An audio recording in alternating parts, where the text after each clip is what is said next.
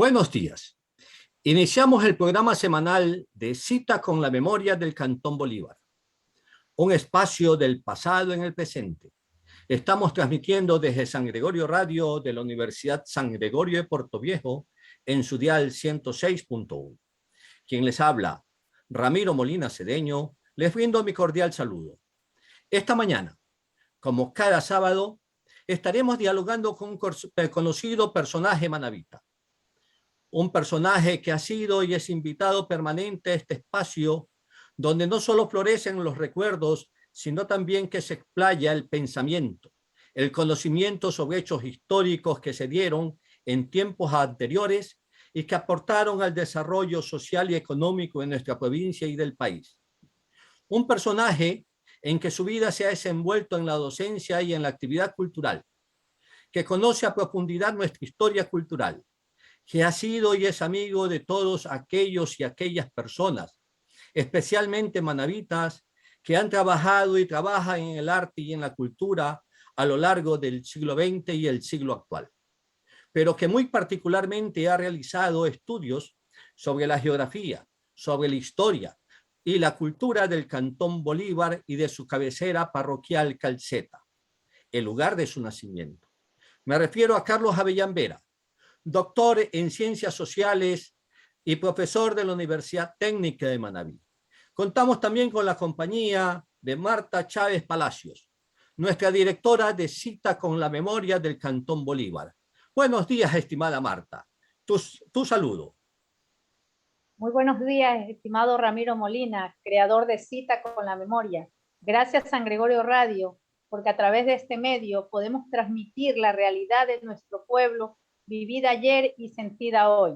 Nos encontramos en la provincia de Manabí, el Cantón Bolívar, en la parroquia Calceta, junto a notables personajes que nos cuentan sus vivencias de la memoria histórica. Hoy saludamos a mi amigo y compadre, doctor Carlos Avellán, historiador, y muy orgullosa de que haya nacido en nuestra huella Calceta. Bienvenido. Gracias, estimada Marta. Buen día, estimado Carlos Avellán Vera. Los espacios de Cita con la Memoria del Cantón Bolívar a través de San Gregorio Radio, la Universidad San Gregorio de Portoviejo, son tuyos. Buenos días. Muy buenos días, Ramiro, comadre Marta, estimables radioescuchas y televidentes de San Gregorio Radio. Es sumamente estimulante en la vida, ¿no? Recordar el pasado, recordar nuestros mejores años, diría yo. Dice el Papa, lo mejor está por venir. Para compartir en esta jornada cultural de vivencia, de recuerdos, lo que podamos nosotros evocar de alguna manera de aquellos personajes que han hecho la trascendencia histórica, anímica, de la ergología, el trabajo de esta gran comarca nuestra que se llama Manabí, Manabí mágico, Manabí que siempre se impulsa, el Manabí de Alfaro, el Manabí del Montubio, el Manabí de nuestros antepasados, el Manabí nuestro, y este terruño querido de Calceta, que siempre nos está convocando, siempre nos está llamando para reavivar la memoria, y ahora liderada por Ramiro, que tiene esta gran cruzada de reactivar la historia con mi comadre Marta, que dirige el programa de Calceta. Es un gusto comparecer y decir lo que mejor podamos, con las mejores vivencias de ayer, de hoy y con proyección futura. Gracias, estimado Carlos. Entremos en materia, porque el tiempo es corto, realmente corto, ante el diálogo que tenemos que tener con usted, que es tan rico en recuerdos, es tan rico en conocimientos, es tan rico en cultura. Carlos, la independencia del Ecuador allá por 1822 conllevó a que se fortalecieran los grupos económicos agroexportadores existentes en Guayaquil. Grupos que se cobijaron en el mercado de libre comercio internacional, en la que el Ecuador se convirtió en un país productor de materia prima agrícola para Europa. En este caso, en este sentido, hubieron productos como el caucho, el cacao, que fueron productos de principal producción y comercio internacional. La economía ecuatoriana se centró en estos productos de exportación, sin que ello significara de que otros productos también fueran importantes. Estos productos como el cacao y especialmente el caucho, que fue el impermeabilizante natural vegetal que hizo las veces del plástico en los tiempos de la colonia y en los inicios de la República, incluso hasta fines y comienzos del siglo XX. Materiales sintéticos que se empezó a derivar del petróleo y que luego copó el mercado mundial. Eso fue el plástico que reemplazó al caucho. Esa dualidad productiva de la costa ecuatoriana, del cacao y el caucho, llegó a enriquecer a pocas familias en el Ecuador y mantuvo en la miseria a la gran mayoría, que eran todos aquellos que trabajaban en su siembra, en su cosecha y recolección. Se mantuvo en auge durante todo el siglo XX este tipo de producción agrícola. Manabí no fue la excepción, con la diferencia de que en materia de producción agrícola, mientras en Guayaquil en los ríos prevalecía el monocultivo, en nuestra provincia no prevaleció el monocultivo. Fueron diversas las plantaciones de las que se abasteció la economía provincial. Se producían diferentes tipos de productos. ¿Cuál es su criterio con respecto a esta relación, a esta dualidad del caucho con el cacao en sus tiempos en el Ecuador? Bueno, haciendo un paralelismo entre la producción del cacao, ¿no? El tío Broma, cacao, la pepa de oro, que realmente fue más bien una especie de fortaleza de los grandes terratenientes. Usted ha citado el caso de Guayaquil, por ejemplo, Urbina Jado, todo, lo que es ahora Urbina Jado, un cantón, eso fue propiedad del hijo del general Urbina. Entonces, acá en Manabí, pues, hubo el caso de Cacao JP, de Juan Poli, que era dueño casi de todo, ¿no? La familia Santos y otras familias que por su gran extensión de tierra, pues, tenían allí los peones, tenían un sector laboral casi permanente, ¿no? En muchos casos se habla, pues, hasta que hubo conciertos, personas que por la deuda permanecieron toda una vida, incluso eso se transmitía a sus hijos, a sus descendientes, hasta que el general Urbina prácticamente él, pues, tuvo mucho que ver con la manutención de los esclavos, y hasta cierta época de nuestro siglo, usted ve en la revista Iniciación, por ejemplo, que dice una señora que se le ha extraviado un esclavo, que se llama fulano de tal, y que da una recompensa porque le devuelvan su esclavo como si fuera un semoviente. Entonces, el cacao en cierta manera fue más opresor, porque pertenecía al gran terrateniente y generaba ciertamente un peonaje, una actividad diaria, pero en cambio yo veo que en el caucho había ciertas diferenciaciones. Por ejemplo, el caucho produjo un aventurerismo por la selva, el caucho generó las grandes brigadas, también de ciertos patrones, de ciertos comandantes, como la familia Álvarez, el caso de Pichincha, bueno, pues la familia Velázquez, y otras familias que los Peláez, Arquímedes Peláez, los López, de Junín, los Hiler, ellos formaban brigadas de peones, 20, 30 peones, y se internaban por la selva. Y entonces allí ellos prácticamente el trabajo, la tarea diaria era una arroba de picar, una arroba de caucho. Al decir picar, era un trabajo que en el látex o el caucho, ellos pues con un machete especialmente diseñado que se llamaba pues la guánchara o la guimba, era corto pero ancho para que tenga peso suficiente. Entonces tenían que subir, ascender por un árbol de 10, 12 metros y a veces vino un abismo a los lados. Era una verdadera temeridad, pero más que eso, el cauchero pues recorrió la selva, prácticamente el sector por el que ahora se llama pues todo eso, Manga del Cura, Pichincha, Jermut, el sector de hasta Quevedo. Todo esto era una sola sección de cauchería. ¿Por qué? Porque el caucho crecía endémicamente, no había que sembrarlo. Ya en los últimos años sí muchas familias, muchos hacendados sembraron caucho, pero en un inicio el caucho fue un plantío que crecía libremente en la selva y no había tampoco había el título de propiedad. Y esta gente pues allí tenían grandes encontrones, controversias. A veces el caucho ya picado se lo quitaban, especialmente la familia Álvarez, La gente, había mucho enfrentamiento entre la gente de Balsar con la gente de Pichincha, de Calceta, de acá que iba, de Tosagua, especialmente Tosagua, Calceta. En Chone se dedicaron, parece, un poco más al cacao. Pero hay un sector de Chone que se fundó por el caucho, que es la parroquia Convento. Esta gente que a la familia Palma, y Giglere, se fueron hacia la zona que ahora es Convento y ahí se instalaron para trabajar en la cauchería. Hicieron un enorme canchón, por eso se llama Convento, porque decía que era como un convento, era un poco alto para que el tigre no suba, no se los devore. Y ahí vivían ellos como un gran campamento. Entonces, como la visión de ellos no era otra sino un convento, ahí se instalaron y crearon ese sector todo, que tenía sus derivaciones hasta San Isidro, Calada, todo el sector que ahora es cerca de Esmeralda. Ellos se tomaron prácticamente esa zona de cauchería.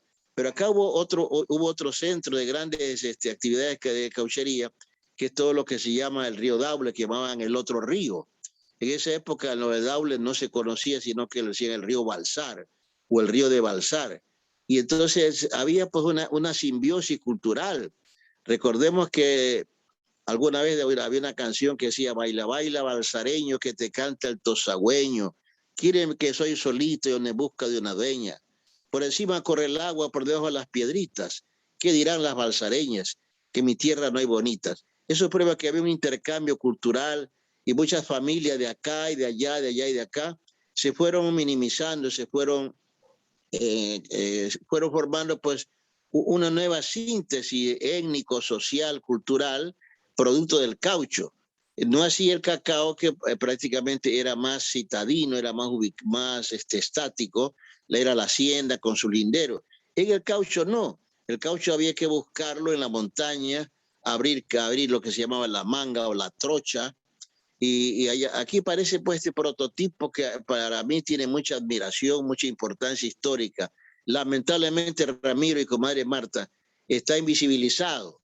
Todo el mundo habla de la época del gran cacao, de la cauchería, perdón, del cacao, pero el cauchero, que era un hombre temerario, tenía que irse a la selva por 2 meses, 3 meses, 4 meses, 6 meses, recorrer a pie. La entrada era a pie con la vitualla al hombro. Ahí llevaban arroz, llevaban manteca y llevaban sal, y una escopeta, con la confianza de que allá en la selva iban a encontrar un cuzumbo, un cuchucho, tal vez hasta un venado, guacharaca, alguna especie para mejorar su alimentación.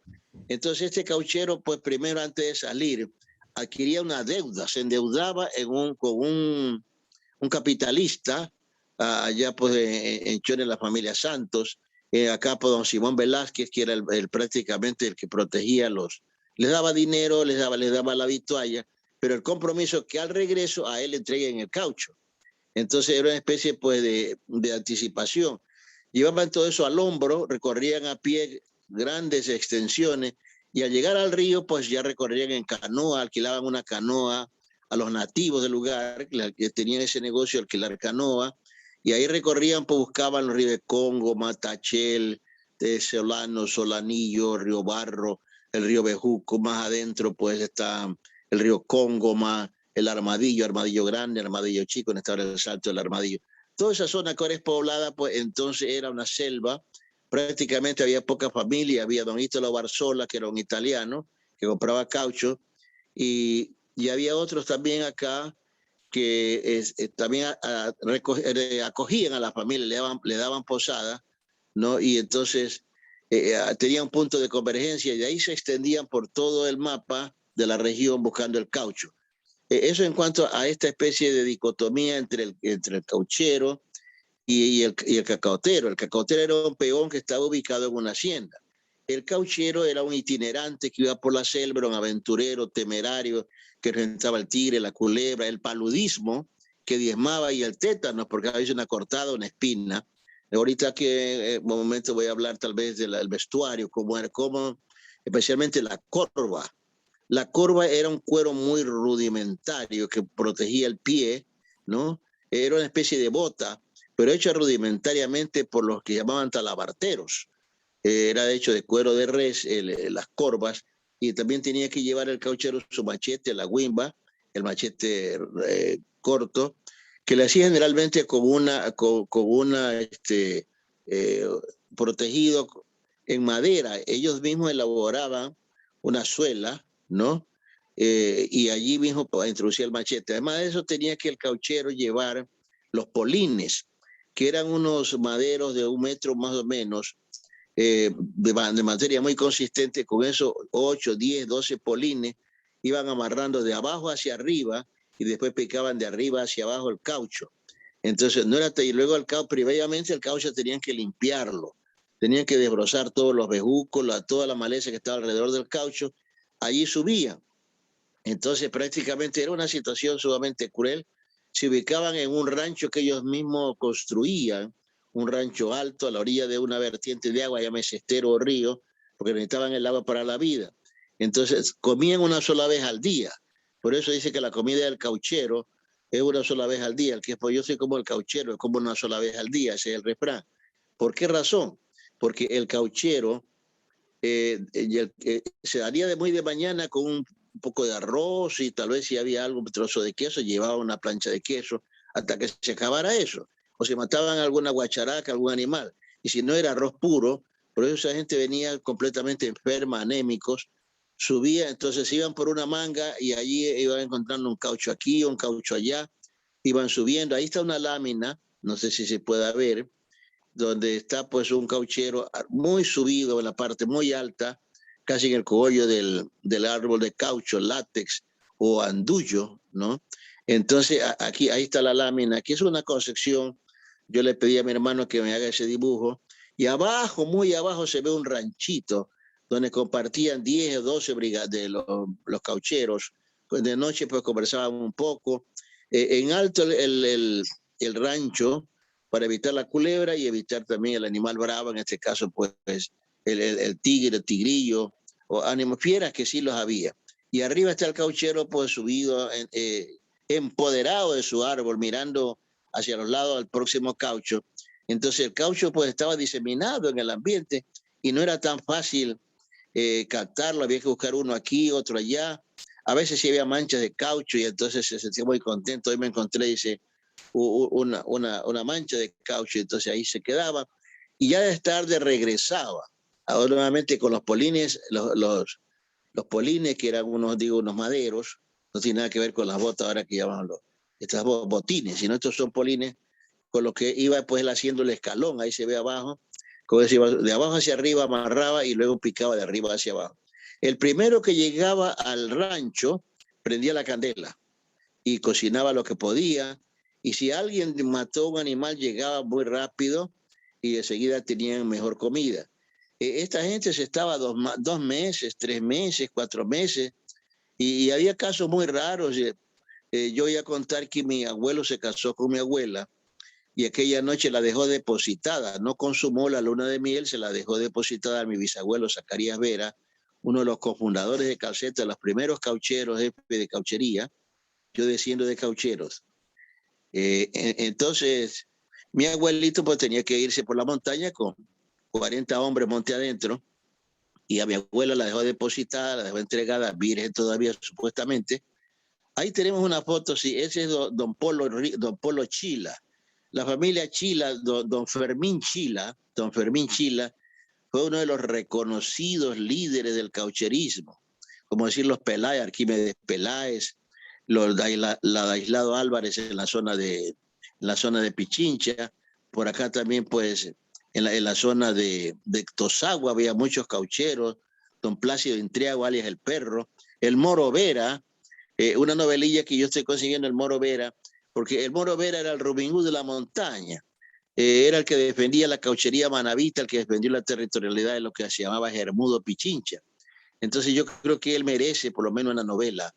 Claro que era un hombre pues parrandero, divertido, mujeriego, era un poco disipado, ¿no?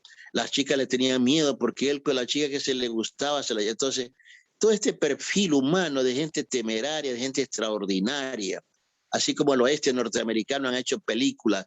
Nosotros no hemos hecho ningún documental del cauchero y van pasando los siglos. Mire, este es el último cauchero que está allí, don Polo Chila. él con los Chichanda, con Juan Chichanda, Perico Chichanda, pero salían de Bejuco hacia la zona que ahora es el Carmen, que es el Santo Domingo, que es Quevedo. No nos olvidemos que Quevedo perteneció a Manabí. Entonces la zona del Empalme, todo ese sector de Pichincha, salían pues generalmente, el trabajo era la vocación era desde acá, de Tosagua, de Bachillero. El bachillero del Moro Vera era de Bachillero.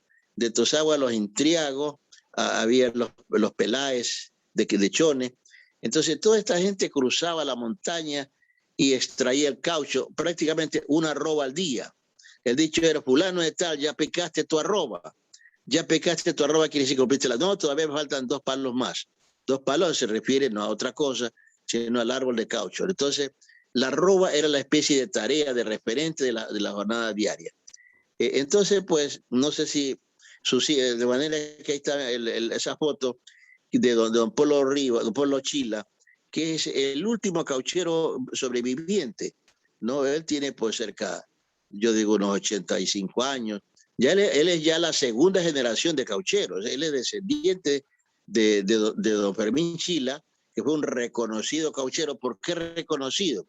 Porque era valiente, se batía al machete, o sea, incluso al revólver también, cuentan mucha gente.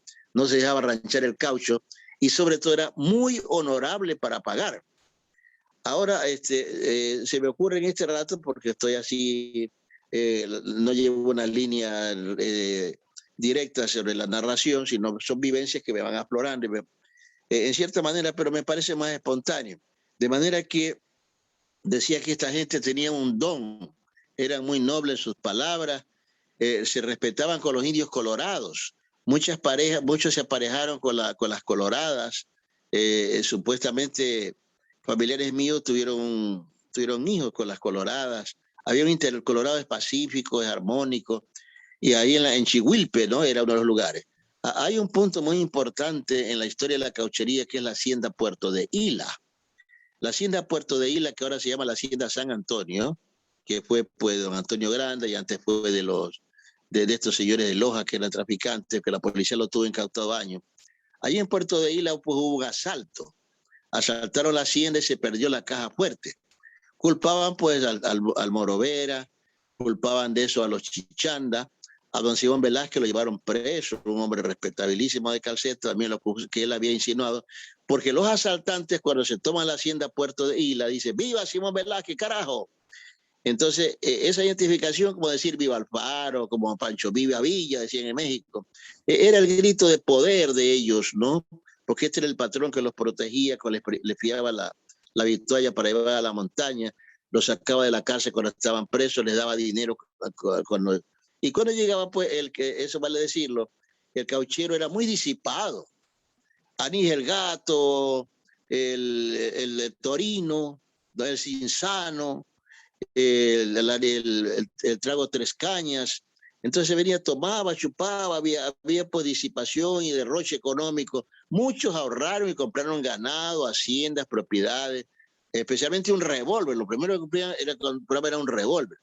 Pero muchos se dedicaron también al trago, fueron mujeriegos y no guardaron. Realmente el cauchero que yo alcancé a conocer en mi infancia, ya en Tigre, por el año 60, 50, era ya un hombre empobrecido, envejecido, que contaba y yo me solazaba, me disfrutaba de oírlos contar sus aventuras amorosas, de una figura del salvaje.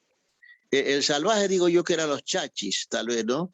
Eran pequeñitos, decían que eran un salvaje, los chachis, ¿no? O los cayapas, que eran habitantes que había en la región, entonces ellos lo tomaban como un ser maléfico, encontrarse con un salvaje, y salían a la carrera, no los enfrentaban, salían porque pensaban que eso les traía mala suerte. Y así hay una serie de aventuras que digo, así como los norteamericanos han hecho una industria del cine bravo, el oeste indómito, el oeste salvaje. Nosotros se acaba nuestra generación y no recuperamos esa memoria histórica. Bien, entonces, Ramiro, yo felicito a usted que promueva este encuentro de Cita con la Memoria y que nos permita a los que tenemos algún testimonio, algún recuerdo o alguna visión de lo que nos contaron, pues lo podamos compartir. Gracias, estimado Carlos. En verdad que es un tema sumamente interesante. Miren que estás abordando varias temáticas a la vez, en una retrospectiva histórica desde lo político productivo hasta lo económico actual. Hablabas de Urbina Jado. En aquellos tiempos, creo que falleció allá por 1924, fue un acontecimiento nacional la muerte de él. Por cuanto Urbina Jado no solamente que era uno de los grandes hacendados del país, en la costa ecuatoriana de Guayaquil y los ríos, sino que también era uno de los, era el mayor accionista, casi único accionista de la banca de la costa ecuatoriana. Se llegó a considerar incluso, además de ser el acreedor principal del Estado, no el deudor, sino el acreedor, se lo llegó a considerar casi como el propietario económico del país en sus tiempos, en sus momentos. De ese sistema hacendatario que se crea y se fortalece, la oligarquía guayaquileña desde inicios del siglo XX, en el que todas las haciendas, a lo menos las principales haciendas del Guaya y los ríos, estuvieron dedicadas exclusivamente a la siembra del cacao. En ese monocultivo que se hizo en la que predominó el cultivo del cacao como materia prima para la industria del chocolate en Europa, en Norteamérica y en Chile. Una situación que no se dio en Manabí, porque en Manabí, como bien lo veíamos, no existió un sistema de hacienda anexado propio como el de Guayaquil y el de los ríos. Aquí era una diversidad de cultivos que abastecían a la población ecuatoriana en su sustento económico. Y el caucho no era un producto que llamara mayormente la atención a los grandes hacendados. Pero sí existieron personas que tuvieron grandes cantidades de tierra. Podríamos hablar muy cercano a una gran hacienda. Por ejemplo, la familia de los García, que desde Río Chico tuvieron así tierras hasta prácticamente al interior de las montañas de Junín. Y que la gente de la costa, el peón de la costa, era poco para llegar hacia al interior de la montaña, que era selvática, en esos tiempos con climas muy húmedos, y peñado infectado de animales salvajes y de reptiles, de víboras, que ponían en peligro, en serio peligro, la vida de cualquier humano en esos lugares. Y el paludismo que diezmaba a los El caucheros. paludismo que era fuerte. Entonces ellos hicieron uso de los esclavos africanos. El esclavo llegó a suplir esa escasez de mano de obra que se llegó a dar, porque el peón indígena no era para este tipo de trabajo. Y el propio de aquí, el montubio propio de la costa, exigía una mejor paga y mejores condiciones de trabajo. Entonces se buscaba en la explotación de esa fuerza de trabajo a bajo costo y en manera miserable de vida, se buscaba una mayor riqueza. El esclavo, por ser en esos tiempos considerado algo así como un objeto y de libre disponibilidad de esos propietarios, era el ideal para que se hicieran estos tipos de trabajo. Y también tenía la condición de que se adecuaba fácilmente a ese medio. Y se le podía exigir que su fuerza de trabajo fuera acorde a las exigencias y necesidades del patrón. Estas tierras de Junín, de Pichincha, Junín, Calceta, fueron las más propicias por ser montañosas, igual que las Hechones, para que se diera el cultivo, la siembra espontánea de este árbol de hule, que como bien lo señala, es endémico, es propio. Y es propio de este tipo de territorio. Crecía espontáneamente. Todo este sistema de trabajo que se dieron, ¿quiénes fueron los principales propietarios de esas tierras, quienes más explotaron esas tierras, quienes más se dedicaron a la explotación? Esos propietarios finqueros, quienes estuvieron al frente de todo eso, hasta cuándo, y qué tipo y qué tierras se ocuparon, estimado Carlos? ¿Conoces algo al respecto? Bueno, antes que se me escape, antes hablé un poco del asalto de Puerto de Isla. Yo tomo ese punto porque fue crucial. El asalto de Puerto de Isla dispersó a la cauchería porque vino el ejército, esa familia, la familia Ontaneda, la familia Enríquez, del general Enríquez Gallo. Ellos tenían poder militar, poder omnímodo, ¿no? Entonces vinieron a perseguir a los caucheros.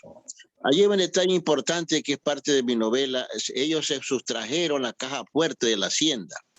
Pero, oh sorpresa, han pasado los años y el Moro Vera, que subsiste a viejo y un poco enfermo con asma y paludismo, dice que nunca pudieron abrir la caja fuerte. La caja fuerte está sepultada en algún lugar de la montaña. Eso es como una fuerza telúrica, como mágica, como un talismán que está allí, en el misterio, en el arcano de la selva, porque ellos nunca pudieron abrir la caja fuerte ni quisieron decir dónde estaba. Entonces, en algún lugar de la montaña, algún rato, así como el tesoro de Atahualpa, va a aparecer la caja fuerte. Eso con respecto al asalto de Puerto de Isla. Y también eso dio lugar a la dispersión del padre Pinto, porque el cura Pinto fue intermediario. Y aquí hay una dama importantísima que nombrarla, Marianita Calderón Álava, la esposa, fue primera dama del país, del general Enríquez Gallo, que ella intercedió cuando tenían para fusilar a muchos de los caucheros. Ella como manabita, chonense, una mujer muy guapa, muy bella, doña Marianita Calderón Álava, la esposa del general Rodríguez Gallo, porque ese era uno de los grandes terratenientes. Todo Chihuilpe, la hacienda Chihuilpe era de él. No obstante que adentro vivían los colorados, pero los colorados era como una entelequia, como una cosa que flotaba. Solamente ya Rodríguez Lara les dio título de propiedad. Ellos estaban allí, pero no eran, si acaso cabe mi expresión. Estaban en el lugar, pero el caucho lo extraían otros. La tierra la poseían otros. La tierra la vendían, la compraban. Hay una serie pues, de escrituras que se hacían en Balsar. Por eso es que los balsareños reclamaban esa zona, porque al no haber escribanía en Daule, la villa de Daule, en Balsar sí había una escribanía, entonces allí levantaban las escrituras. Pero las escrituras se hacían allí, pero la tierra no era de Balsar solamente. Todo ese sector que generó pues, una serie de controversias, que generó una serie de enfrentamientos, las tres usurpaciones que tuvo Manabí. Primero la de Germúo Pichincha, de la familia Álvarez, que quiso pues, quemar la ciudad, violó a las mujeres, como todo el oeste norteamericano. Yo por eso digo que hay cosas que todavía no se han dicho de la verdad histórica de esa época salvaje, indómita, valiente, aguerrida, inflexible en sus principios del manabitismo. Son los verdaderos hitos. Por eso es que el Moro Vera, con todos sus desfases, con toda su violencia, porque él también cometió muchos crímenes, pero defendió la territorialidad manabita y se ha quedado allí, vive en el sitio Zapallo, muy anciano, muy acabado, y él conserva los huesos de mucha de la gente, como la de Alipio López, que era su lugarteniente. En una caja de cartón él conserva los huesos de Alipio López, uno de los hombres más reconocidos por su lealtad y por su valentía, y también porque defendieron toda la cauchería. Entonces, todos estos sectores, ya decían antes, los Peláez, se pide nombre. Ahora, cuando hablamos también usted hizo un parangón sobre Urbina Jado. Acá en Chore teníamos a don Juan Poli Casar, el cacao JP que se exportaba a las sacas, tenía la insignia JP. Entonces, era una marca internacional. Entonces, él también tenía su poder y sobre él estaban las familias Santos, don Helio Santos, toda la familia Santos que vino de Colombia con mucho dinero, y también la familia Álvarez, ¿no? Ellos también vinieron en su propio barco, por eso ya se llama Álvarez del Barco, porque vinieron en un barco y fueron tomando esas tierras, pero para el cacao. En cambio el caucho, como que es más una expresión de pueblo, como que es más espontáneo, porque no tenían sino que entrar, manguear un sector, ubicarse en un rancho allí, organizarse, trabajar, extraer el caucho, y por los ríos lo traían allí en Solano, en el puerto de Solano. Don Simón Velázquez tenía un depósito donde entregaban el caucho y por ahí se iba por el Daule a Guayaquil, ¿no? Tenía también otro punto de contacto acá en Zapote, en plena montaña, y ya por el río Carrizal, que en esa época se llamaba río Tosagua, avanzaban hasta Valle de Caracas y allá en el mar entregaban ese caucho para la exportación. Entonces, esa es la ruta del caucho, ¿no? Es Como decir, usted bien estimado dice, Carlos, que existieron rutas específicas para esto, para la transportación del caucho, para el ingreso a las zonas de caucheras y también para la extracción del caucho para exportación, porque me estás hablando ya del río Carrizal en su recorrido hasta Valle de Caracas, lugar de concentración de intermediación para exportación. así Estamos es. hablando entonces de la existencia de rutas específicas. Claro, dos rutas específicas. La ruta del río Daule, que se llamaba Balsar, o el otro río. Cuando usted oye conversar a un viejo cauchero, le dice el otro río, porque el otro de acá, el río Tosagua, que ahora se llama Carrizal. Allí hay, pues, históricamente cambió de nombre, porque hubo una gran palizada en el donde es el puente y entonces ahí se hizo una palizada de Carrizal. Entonces se fue quedando el nombre de Tosagua, nombre antiguo, y vale también decirlo que la cauchería, más que el cacao, generó la creación de pueblos. Porque mire, a Calceta, lo que es Calceta, donde hay una gran duda allí, yo no creo que don Miguel Zambrano fundó Calceta y se ponía calcetines para cruzar el río. Allí hay la versión de un indígena llamado Cayetano Calcete, que se fundó allí y cruzaba el río. Pero mucho antes de 1840, de don Miguel Zambrano Calceta. Mucho antes el indígena Cayetano Calcete, si eso lo decía don Homero Velázquez, notario, hombre muy talentoso, sino que la familia pues fue exaltando el nombre de don Miguel. Decía porque este movimiento, este cauchero itinerante, Ramiro y comadre Marta, fue fundando pueblos. Por eso llega a Calceta, mi bisabuelo trae un rastro de pesar ganado. En esa época no a cualquiera le daban esa patente, pero él tenía su poder político, su influencia, que también era mayordomo de la iglesia. Entonces pone allí una pesa de res, lo que ahora, comadre Marta, lo que se llama la Loma de los Llorentes, o la parte que después fue de Vicente González. Allí se instaló mi bisabuelo y tenía una pesa de res, lo que ahora es el cementerio. Todo ese sector, porque la tierra no tenían dueños, simplemente se mangueaban. Mi abuelo con Agustín Villavicencio y otros más, después llegaron colombianos, llegaron de Riobamba los Montes de Oca, de Colombia llegaron por muchas familias, los Arbeláez, llegaron los Ardila, ¿no es cierto? Los Llorente, entonces los Salazar, todas estas familias, los Salas, llegaron también de Colombia, otros llegaron del Perú, los Alvarado llegaron del Perú. Y hay un dato muy curioso ahí que vale decirlo como una novedad histórica. Don Homero Velázquez los inscribió como en escribano, los anotó como ecuatorianos, les dio nacionalidad a través de una escribanía. No hubo ningún Ministerio de Relaciones Exteriores, entonces él les concedió en una escribanía la calidad de ecuatorianos a los peruanos y colombianos, una cosa que son entre las paradojas de la historia que a veces no se dice. Entonces yo no sé si de esta manera pues satisfago su interrogante de las rutas, que había dos, la del río Daule pues a Guayaquil y la del río Carrizal, que comenzaba desde Bantano, que tenía sus afluentes como el río Bejuco, el río Barro, y todo por ahí iba fluyendo en balsas, de ahí el gran ícono, el balsero del Carrizal, que fue de toda la red fluvial. Entonces ya cuando venían los caucheros, venían pues con su caucho airoso, con sus palancas, y entraban hacia Bahía, de acuerdo ya con la marea, había remolcadores, el barco San Juan, el San Roque. Entonces, ¿qué pasa? Que esta gente se quedaba en Bahía y gastaba allí, invertía allí, tomaba, compraba ropa nueva, llevaba para su familia. Entonces, esta es la ruta del caucho y también la ruta de regreso a los hogares.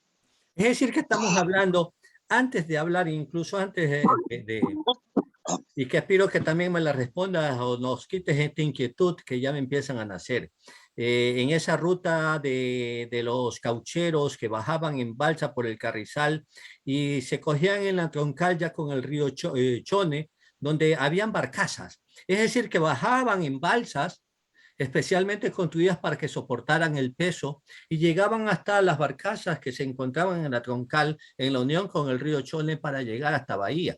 Pero también nos No, mencionas, Carlos, también nos mencionas acerca de la creación de pueblos con este trabajo de los caucheros. Es decir, que se establecían tambos en donde ya se establecían pueblos y la importancia de esos pueblos se los medía en relación al consumo de carne. Tantas vacas se han matado para consumo de la población, entonces se veía esa importancia numérica de los pueblos en cuanto a población se refiere de acuerdo a las vacas que se sacrificaban. Pero también en Junín hubo un pueblo que se formó por el caucho y que se lo conoce como hule, pero que es mayoritariamente de población negra. hule o Africana, el toro. o el toro. ¿Qué nos O puede el toro. referir acerca de estos tres campos?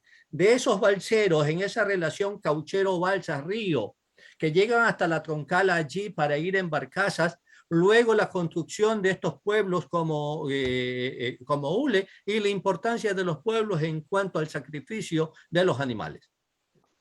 Bueno, mire, esto de los negros, tomando como etnia, como cultura, como identidad, es muy importante porque el negro nunca se dejó avasallar como el indígena.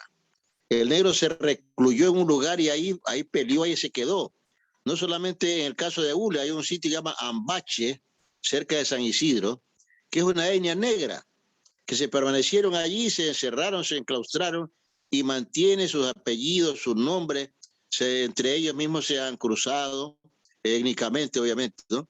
Entonces, el caso de Santa Rita, la reina, la abogada de los negros era Santa Rita de Casia, y entonces allí trajeron los caucheros, ahí sí pues, trajeron allí muchos negros y se quedaron lo que era la parroquia Santa Rita, ¿no?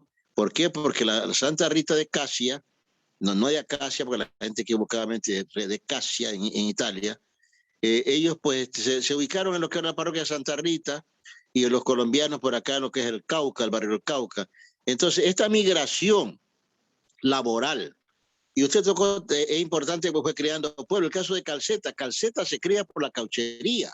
Calceta se comienza a crecer porque como es un pueblo donde el caucho por allí pasaba, era el nudo de botella que venía de la montaña y por allí pasaba la caucho. Entonces grandes casas comerciales se instalaron en Calceta y fueron llegando. ¿Dónde está un comerciante? Donde hay población, usted lo dijo, la carne, el consumo, el consumismo, ¿no es cierto? Botica, la familia Llorente, todos instalaron boticas. Entonces, yo no sé, comadre Marta, le digo con todo respeto, sería la familia Chávez, no tengo ese dato de los Montedio Casí, de los Alvarado, de muchos de los Velázquez, de Riobamba. Mi bisabuelo vino de los Vera, por la parte Vera, vino de Rocafuerte, y por la parte de Avellán vinieron pues, de Bahía primero, mi bisabuelo, y después se enamoró ahí de una señora que no es mi bisabuela, se quedó viuda, se casó con mi bisabuela, y de ahí vienen los Champaina. ¿Por qué el apodo de Champaina? Champaina quiere decir mezcla, una especie del chaulafán de esa época. Entonces, como mi bisabuelo se casa con su cuñada, que como era la primera, le dijeron que hizo una champainada. Y a nosotros nos hace gracia, no nos enojamos, el caso de ser Champaina. Entonces decíamos eso en respecto a los sitios que fueron creciendo. Y hay una cosa, usted tocó el transporte fluvial que es muy importante. Está desconocido. Miren, las lanchas llegaban a Chillobado, la Céfiro, no solamente de una sola firma, de los Santos. Don Alberto Santos tenía la Chillobado, que llegaba hasta Caimito, la zona de Calceta, en la parte comadre, cerca de Quiroga. Como no había los puentes, el río no estaba absorbado como ahora, entonces todo ese sector lo recorría, compraron no solamente caucho, sino la mocora, la tagua. Entonces había ese movimiento de lanchas. Cuando yo era niño conocí las lanchas. No pensé que me iba a tocar hablar de esto nunca. Veía las lanchas que iban y subían y por el Chone llegaban hasta Garrapata. Entonces no solamente una lancha, sino todo un sistema de transporte fluvial que generó ese dinamismo, esa riqueza.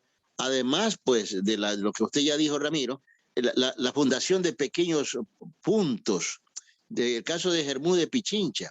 En esto siempre no hay que desconocer, no hay que olvidarse de la presencia de Luis María Pinto, de este cura salesiano que no solamente daba bendiciones ni confesaba beatas en calceta, sino que fue por la montaña fundando pueblos y creó recintos y capillas, claro, con un poco de fe, pero con el sentido de que los caminos unen las almas para el Señor, que era el criterio de él. No sé si esto de alguna manera pues, satisface su requerimiento, Ramiro y comadre Marta. Me gustaría que con respecto a este mismo tema de los caucheros y de los negros caucheros que dieron y formaron pueblos allá en Junín y Calceta, de esa familia, de esas descendencias de familias negras, algo nos puede referir la compañera Marta Chávez Palacios. Bueno, sí, lo que decía el compadre, mi papá es realmente, era un hombre negro, negro. Le preguntaba a mi mamá que de dónde era mi papá, porque realmente nunca le pregunté así en sí, su familia, pero era de la parte como de Tuzagua. Y si lo están viendo ahí, mi papá era, o sea, mi mamá es una mujer rubia, blanca, pero mi papá era bastante negro, tipo esmeraldeño, y ahora me quedé como sorprendida, ¿no? Cuando hablaba de la parte de la gente negra que llegó, entonces nunca le pude preguntar realmente a mi padre, no me interesé en preguntarle, y mi mamá ahora último me decía, no, es de la parte como de Tosagua, pero es extraño porque él es el de los hermanos, el único de este color, o sea, de los hermanos de padre, ¿no? Es el único de este color. Me Y imagino esto que en me esa llevó, foto, la más chiquita y bonita es usted, no, la ¿no? más chiquita es mi hermana, yo todavía estoy ahí en la barriga de mi mamá. Mi mamá está embarazada de mí. Y hablaba también en la parte de, de lo que decía, tiene una realidad, porque don Geroncio Montes de Oca, no sé si se lo ubica, ¿no? Claro, El, el poeta, sí. el hijo, Rolando Montes de Oca, justamente él puso en un escrito que toda el área era una zona montañosa, salpicada a veces por fincas aisladas por la selva. Los árboles de caucho estaban dispersos y entre ellos los hombres hacían mangas, o sea, trochas, para recorrer la distancia entre el uno y el otro. Un hombre avanzaba solo y trepaba al árbol. Justamente como usted nos vio y nos dijo en el dibujo, como lo identificó, idénticamente lo que usted decía, lo mismo habla don Geroncio Montes de Oca porque le cuenta al hijo, don Geroncio aún es vivo. Gracias, estimada Marta. Carlos. Una cosa respecto a lo que dice la comadre, mire, esta gente que fue llegando, vale destacar, no fue gente que lumpen, no fue gente ociosa, fueron gente emprendedora que le gustó la política, le gustó el negocio, el comercio, la navegación y sobre todo la educación.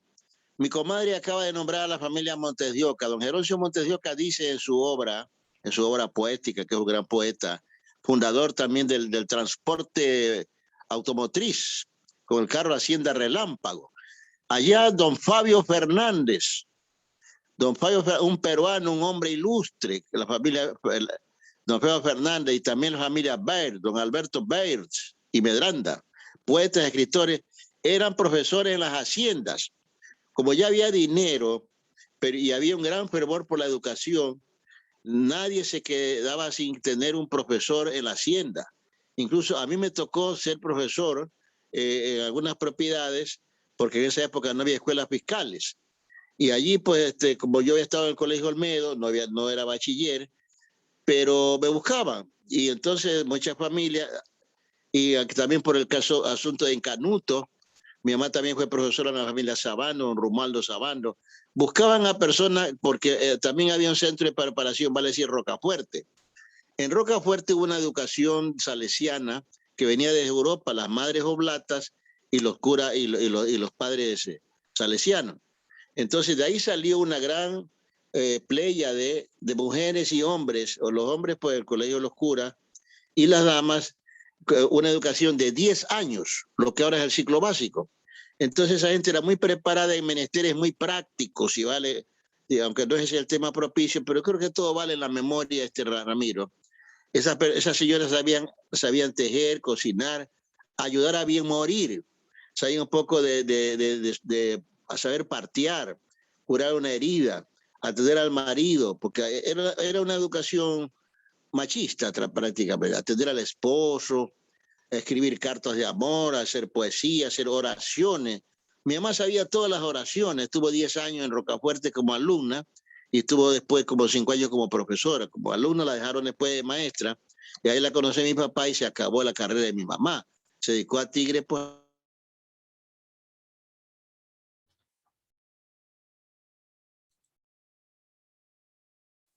La segunda guerra. Estimado Carlos, ¿sí me escucha bien? Sí, le escucho, sí. Estamos en los minutos finales de este diálogo. Lamentablemente tenemos un tiempo establecido, pero antes de terminar este diálogo, quiero recoger algo. Parece que en lo que tú nos has contado, nos has dicho, nos has manifestado en este diálogo, Calceta fue una construcción entonces del caucho, producto del caucho. La identidad de los habitantes de Calceta, el Cantón Bolívar, se ha fomentado y se ha establecido en base entonces a este tipo de producción agrícola. Y aparte de ello, el bienestar y la riqueza económica de este pueblo, de todos sus habitantes, proviene entonces de esa cosecha, de esa producción, de esa comercialización del caucho. Sí y no. Digo sí porque, verdad, el caucho generó las primeras corrientes migratorias. Pero luego viene la mocora. Mi comadre ha de dar testimonio. La mocora fue el sustento para tejer la clase media-baja. Se tejía 56 metros una trenza y al día siguiente tenía 12 sucres para comer.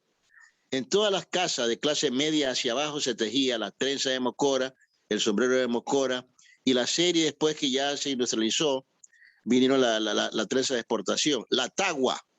La tagua fue otro factor que la gente solamente recogía un quintal de tagua en un burro y lo traía a vender.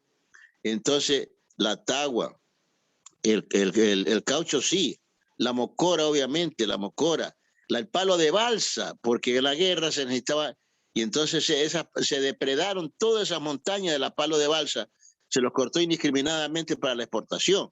Yo quería decir finalmente que el día que se acabó la guerra, ya no hubo mercado internacional y entramos en una deflación tremenda y prácticamente quedamos en la pobreza más absoluta y la gente comenzó a hacer la primera migración que fue hacia el sector de Pichincha.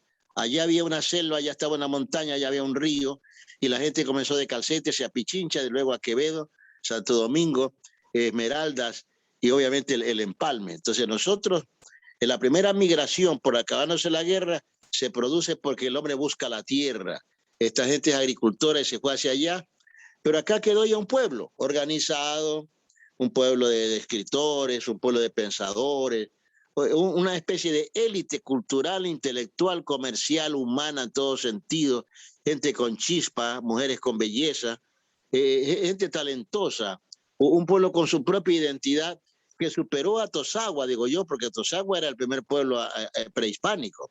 Pero ya Calceta comienza ya a crecer. Y Chone, pues también allá en su reducto, y luego viene Pichincha con su gran auge, Quevedo, de manera que se fue esparciendo una especie de abanico humano enorme que fue generando pues toda la parte, y luego el Carmen, que fue creciendo por su propia cuenta, Flavio Alfaro, y Convento, ya le digo, el Convento sí es hijo de los cauchos.